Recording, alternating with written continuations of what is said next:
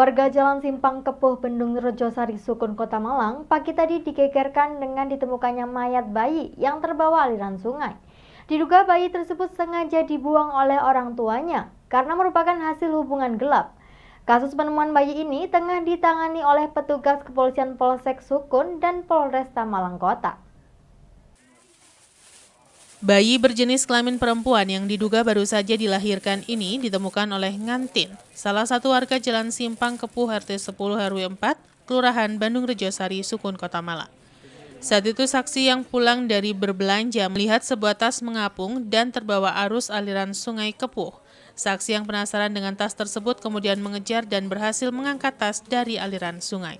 Saat dibuka ternyata berisi mayat bayi. Temuan tersebut langsung dilaporkan ke perangkat kelurahan dan diteruskan ke petugas kepolisian. Polisi yang menerima laporan warga kemudian melakukan olah TKP serta dibantu relawan RCT mengevakuasi jasad bayi ke kamar mayat Rumah Sakit Saiful Anwar, Kota Malang. Mayat bayi perempuan tersebut diduga dibuang oleh orang tuanya untuk menutupi aib karena merupakan hasil hubungan gelap. Sementara kasus temuan bayi tersebut tengah ditangani oleh petugas kepolisian Polsek Sukun dan Polresta Malang Kota. Polisi juga masih mengejar siapa ibu yang tega membunuh dan membuang bayi tersebut. Saya habis belanja dari sana, terus saya pulang, belok sini, saya lihat tas itu di sana Pak, kelihatan. Terus saya nggak saya hiraukan. Lama-lama berpikir tas itu kok bagus banget ya gitu. Terus saya ngambil gantolnya Mas Win ini, saya ambil, saya kejar sampai sana. Saya lari Pak, biar nggak sampai jalan raya. Kalau jalan raya kan saya malu Pak ngambil tas sungai gitu loh. Terus saya lari sini, saya buka di situ, wih, kok isinya bayi. Terus saya balikkan sini, saya manggil Bu Hari ini, baru malah nggak mandi keluar. Terus saya manggil orang-orang, terus anaknya Bu Haryono itu yang keluar. Dilihat, itu bayi beneran apa boneka? Itu bayi Bu. Terus beliaunya manggil Pak RT. Berarti dibawa di aliran sungai ini, Bu, ya? Kira-kira berapa bulan, Bu? Bayinya? Iya. Kayaknya baru lahir dah. Jenis kelaminnya apa, Bu? Nggak tahu, saya nggak berani lihat. Simon Alfredo melaporkan. Masih belum memasuki masa panen raya sehingga stok jeruk terbatas, berdampak pada harga jeruk di tingkat petani yang semakin membaik. Namun sayang, akibat masih terdampak cuaca, jeruk banyak yang membusuk dan jatuh. Akibat terdampak cuaca yang masih turun hujan, hasil panen jeruk masih belum maksimal dan mengalami penurunan sekitar 20% dibandingkan kondisi normal. Saat ini memasuki minggu kedua puasa dan masih belum memasuki masa panen raya sehingga harga jual jeruk di tingkat petani masih lumayan bagus di kisaran 8 ribuan untuk jeruk keprok dan 7 ribuan untuk jeruk manis. Masih terbatasnya stok akibat belum banyak jeruk siap panen di tingkat petani bisa berdampak pada kenaikan harga kembali terlebih mendekati Hari Raya Idul Fitri. Para petani jeruk bersyukur dengan harga jual saat ini lumayan bagus sehingga hasil panen bisa membantu menutupi biaya pengeluaran, terutama untuk pengeluaran biaya obat-obatan. Menurut salah seorang petani menjelaskan kondisi cuaca bisa diminimalisir dampaknya dengan perawatan yang baik sehingga hasil panen bisa maksimal. Hanya saja, biasanya biaya untuk perawatan semakin meningkat khususnya pada penghujan. Di lokasi terlihat cukup banyak jeruk yang jatuh akibat membusuk sehingga mengurangi volume hasil panen. Kerugian yang dialami para petani tidak hanya akibat harga jual merosot, tetapi faktor banyaknya jeruk yang rusak sehingga volume hasil panen turun drastis, serta petani tidak jarang harus menunda panen menunggu harga membaik. Musimnya tidak berkomunikasi kali petani. Musimnya kurang baik. Kurang baik, Pak. Iya. Pak, ini kan sudah mau masuk kemarau sekarang, Pak. Iya. Tapi banyak buah-buah yang masih jatuh sebelah sana, Pak. Ya, enggak diambil. Ya maksudnya pada musim ini tapi banyak juga yang jatuh, Pak. Ya, kalau hujannya banyak ya jatuh. Untuk saat ini harganya gimana, Pak? Harganya kalau yang Saat ini? ya keprok 55 itu ya 10.000. 10.000. Ya. Itu termasuk harga bagus apa harga gimana? Harga cukupan. Iwan Hikmawan melaporkan. Datangnya bulan Ramadan memberikan berkah tersendiri bagi penjual kurma. Tak heran jika bulan Ramadan bisa dimanfaatkan masyarakat untuk berburu buah kurma. Di Kota Malang, pada bulan Ramadan ini, sejumlah toko penjual buah kurma kebanjiran pembeli. Berkah bulan Ramadan begitu dirasakan oleh penjual kurma di Kota Malang, meski masih di tengah pandemi COVID-19. Seperti salah satu toko penjual kurma di Jalan Julius Usman, Kota Malang ini, banyak diburu warga untuk membeli kurma. Di toko milik Yahya Soleh ini, berbagai jenis kurma seperti kurma Mesir, Abu Dhabi, kurma Tunisia, hingga kurma Nabi paling banyak dibeli warga. Dia, salah seorang pembeli, mengatakan jika setiap Ramadan tiba, ia selalu membeli kurma di tempat ini karena variannya yang cukup banyak. Kurma yang ia beli kali ini rencananya akan diolah dan dijual kembali. Sementara Yahya Soleh, pemilik toko sekaligus pedagang buah kurma, mengaku penjualan kurma meningkat hingga 50%. Jika biasanya dalam sehari hanya terjual 1/4 ton, tapi saat bulan Ramadan penjualan bisa mencapai 1 ton lebih. Untuk tahun ini, buah kurma yang paling banyak diburu yakni kurma jenis Sukari. Meski permintaan kurma pada Ramadan tahun ini meningkat, namun harga jual kurma justru turun dibanding tahun lalu. Biasanya kurma dijual dengan harga di atas Rp200.000 per kilogram untuk jenis tertentu, namun tahun ini turun menjadi hanya Rp115 per kilogramnya. Turunnya harga jual buah kurma ini salah satu penyebabnya karena harga dari Arab yang juga turun karena stok melimpah. Pemilik toko memperkirakan kemungkinan besar mendekati hari raya nanti, buah kurma akan masih banyak diburu pembeli untuk disajikan bagi para tamu. Alhamdulillah, kalau di bulan Ramadan itu penjualan meningkat dibanding meningkat sampai 50% dari hari-hari biasa. Kurma yang paling banyak diminati apa, Pak? Kurma yang paling diminati untuk saat ini memang masih yang best seller ya, Sukari, kurma Sukari.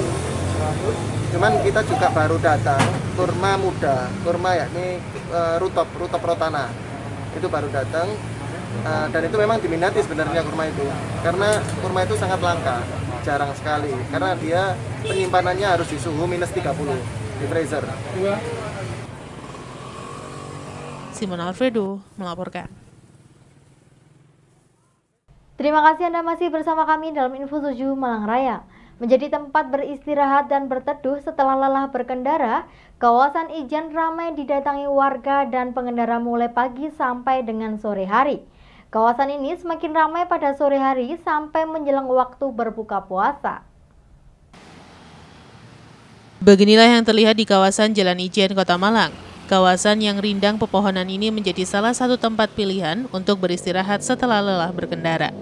Setelah sempat sepi akibat ditutup untuk umum dan fasilitas kursi diberi penghalang dari bambu, saat ini kawasan terlihat sudah berfungsi dan dimanfaatkan masyarakat luas. Pada puasa Ramadan ini, semakin banyak warga dan pengguna yang memanfaatkan fasilitas kursi sebagai tempat duduk di kawasan tersebut, khususnya pada sore hari yang semakin teduh dan nyaman sambil menunggu datangnya waktu berbuka puasa. Menurut salah seorang warga mengungkapkan sering beristirahat di kawasan ini setelah lelah berkendara, walaupun kadang merasa khawatir dengan keberadaan pohon yang berukuran besar dan terlihat sudah tua pada saat musim penghujan. Di lokasi terlihat cukup banyak sepeda motor maupun mobil yang parkir di kawasan tersebut, sehingga tidak jarang kursi dipenuhi pengguna. Banyak pihak berharap pengawasan dan pemantauan keberadaan pohon besar di kawasan tersebut terus dilakukan oleh pihak terkait untuk meminimalisir kejadian patah dahan maupun pohon tumbang terjadi. Ramainya jam berapa nih saat ini, Mas? Biasanya? Kalau biasanya ya menginjak habis asar, makanya kalau orang bilang itu ngabuburit. Iya. Jam ngabuburit itu mulai ramai. Ramai betul ya? Iya. Tapi ya nggak seramai sebelumnya. Cuman kalau untuk lebih ramai dari kayak sekarang ini. Tapi masih nyaman ya suasana ini? Kelihatannya. Alhamdulillah masih. Pun udah banyak berubah tapi masih nyaman. Masih nyaman? Iya. Sering ya kesini? Sering? Ya kalau misalkan lewat sering. Kalau misalkan istirahat, yang paling sering itu istirahat. Iwan Hikmawan melaporkan. Kejaksaan Negeri Kota Batu bersama puluhan wartawan membagikan ratusan takjil kepada masyarakat. Kegiatan ini digelar di kawasan Terminal dan Jalan Dewi Sartika, Kota Batu. Dipimpin langsung oleh Kepala Kejaksaan. Selain membagikan takjil, jajaran Kejaksaan dari Kota Batu ini juga mensosialisasikan larangan mudik di Hari Raya Idul Fitri 1442 Hijriah. Beginilah pembagian takjil oleh jajaran Kejaksaan Negeri Kota Batu bersama puluhan wartawan di Jalan Dewi Sartika dan Terminal Kota Batu. Pembagian takjil tidak hanya dibagikan kepada pengendara yang melintas, namun juga dibagikan kepada sopir angkutan umum yang mangkal di kawasan Terminal Kota Batu. Pembagian takjil dipimpin langsung oleh Kepala Kejaksaan Negeri Batu dan diikuti seluruh pejabat utama yang ada di lingkungan Polres Batu serta wartawan.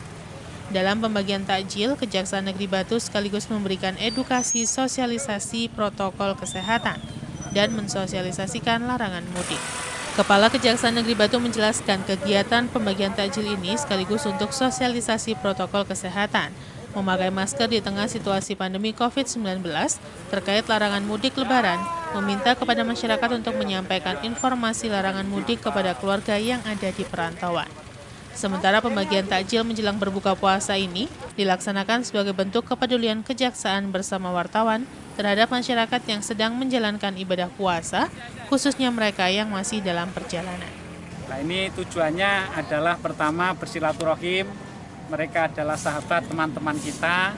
Saya menengok kepada teman-teman yang ada di sini, kesehatannya bagaimana kerjanya dan sebagainya. Lah kebetulan ini adalah bulan Ramadan, sambil saya dan teman-teman memberikan ya ala kadarnya untuk buka puasa. Ya, tidak ada nilainya sama sekali sebenarnya, cuma ini salah satu bentuk ya upaya kita yang bisa kita lakukan. Semoga bermanfaat untuk semuanya. Yanto Yancung melaporkan. Terima kasih Anda masih bersama kami dalam Info 7 Malang Raya. PT Kereta Api Pariwisata atau Kawista menjalin kerjasama dengan Pemkot Batu. Selain kerjasama wisata untuk mendorong peningkatan kunjungan wisatawan dan menjadikan kota wisata Batu sebagai salah satu destinasi paket wisata, Kereta Api Pariwisata juga promosi produk-produk UMKM Kota Batu.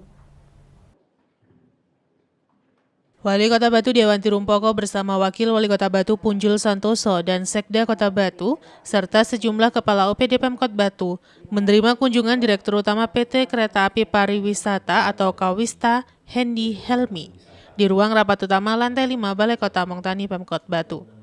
Kehadiran Direktur Utama PT Kereta Api Pariwisata atau Kawista Hendy Helmi bersama staf untuk menjajaki kerjasama di bidang pariwisata dengan Pemkot Batu sebagai salah satu tujuan pengembangan pariwisata. Dalam pemaparannya, saat ini sudah ada sejumlah kabupaten kota yang bekerja sama dengan kereta api pariwisata yang menjadi lokasi tujuan pariwisata, seperti Bandung, DKI Jakarta, dan Yogyakarta. Sebagai salah satu magnet pariwisata di Jawa Timur, Kota Wisata Batu dipilih karena dinilai memiliki pangsa pasar yang cukup besar. Tak hanya itu, untuk mendongkrak kunjungan wisatawan yang menggunakan moda kereta api, juga penjajakan dalam hal lain, termasuk paket wisata dan juga promosi produk-produk UMKM Kota Batu. Terlebih PT KAI juga memiliki aset di Kota Batu yang cukup potensial, yang nantinya bisa menjadi sentra usaha bersama antara PT KAI dengan Pemkot Batu. Selain peningkatan wisatawan, kegiatan kerjasama juga akan dilakukan dengan mempromosikan budaya dan potensi ekonomi kreatif di Kota Batu.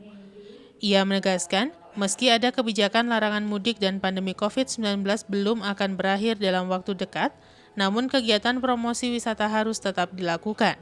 Tujuannya agar saat pemerintah mulai melonggarkan kunjungan wisata, PT Kawista dan Pemkot Batu sudah siap menjamu kunjungan wisatawan. Jadi kita kerjasama dengan Pemkot Batu terkait dengan pariwisata yang ada di Kota Batu sendiri, dan kedua kerjasama terkait dengan UMKM yang ada di Batu.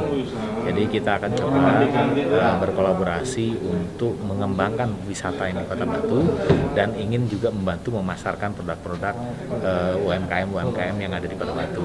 Dan harapannya UMKM ini dan pariwisata di Kota Batu ini tidak hanya dinikmati atau diketahui oleh orang sekitar Kota Batu saja, tapi akan bisa dinikmati dan diketahui oleh seluruh orang yang ada di Indonesia. Wali Kota Batu Dewanti Rumpoko sangat mengapresiasi serta berterima kasih kepada PT Kereta Api Pariwisata. Wali Kota optimis kerjasama ini mampu mendukung peningkatan kegiatan pemasaran budaya, pariwisata, dan ekonomi kreatif di Kota Batu untuk meningkatkan pertumbuhan ekonomi dan kesejahteraan masyarakat Kota Batu. Wali Kota mengajak pelaku industri wisata untuk membuatkan paket kunjungan wisata yang terintegrasi antara PT Kawista dengan destinasi unggulan di Kota Batu. Saya baru selesai pembicaraan dengan PT Kereta Api Wisata yang intinya ada hal-hal yang sangat bisa disinergikan, yaitu promosi wisata, terus meningkatkan kunjungan, termasuk juga pemasaran UMKM. Ini mudah-mudahan bisa dilakukan secepatnya agar bisa lebih memfasilitasi masyarakat untuk lebih berdaya. Yanto Yancung melaporkan. Hari pertama silaturahmi di bulan suci Ramadan di tengah pandemi COVID-19, jajaran Forpinda Kota Batu menggelar santunan terhadap anak yatim piatu di Kota Batu. Silaturahmi Ramadan kali ini selain membagikan santunan juga diselingi ceramah agama. Bertempat di Masjid Sultan Agung di Jalan Sultan Agung Kota Batu, jajaran Forkopimda Kota Batu menggelar silaturahmi Ramadan dengan mengedepankan protokol kesehatan. Hadir dalam silaturahmi Ramadan ini, Wakil Wali Kota Batu, Kepala Kemenal Kota Batu, DPRD, Perwira Penghubung Kodim 0818, Kepolisian Resort Kota Batu, dan sejumlah undangan lainnya. Silaturahmi hari pertama di bulan suci Ramadan diawali dengan pembagian santunan kepada sejumlah anak yatim yang hadir dalam acara tersebut. Selain pembagian santunan, Kepala Kemenak dan Wakil Wali Kota Batu juga memberikan siraman rohani kepada seluruh peserta silaturahmi Ramadan. Untuk memberi siraman rohani, kegiatan tersebut juga menghadirkan dai asal Kota Batu. Wakil Wali Kota Batu mengatakan bahwa kegiatan silaturahmi Ramadan adalah kegiatan tahunan yang dilakukan oleh bagian Kesra Setda Pemkot Batu setiap bulan suci Ramadan dengan tujuan untuk meringankan beban anak yatim dan kaum duafa. Momentum silaturahmi Ramadan ini merupakan waktu yang baik untuk saling berbagi pada mereka yang membutuhkan. Kegiatan ini juga merupakan silaturahmi antara Pemkot Batu untuk bisa lebih dekat dengan masyarakat. Melalui kegiatan ini, Pemkot Batu berharap kegiatan tersebut bisa terselenggara setiap bulan suci Ramadan. Sementara untuk program kali ini berbeda dengan safari Ramadan biasanya. Jika sebelumnya kegiatan digelar dengan buka bersama dengan anak yatim dan kaum duafa, kali ini hanya pemberian santunan dan ceramah agama dengan menerapkan protokol kesehatan. Mengapa kita tidak melakukan safari Ramadan? Karena sesuai dengan perintah daripada Pak Presiden, kita tidak diperkenankan untuk melakukan semacam itu. Sedangkan di surat dari Kementerian Agama dan Gubernur diperkenankan untuk melakukan silaturahim asalkan dari 50% dan menjalankan protokol kesehatan. Yanto Yancung melaporkan.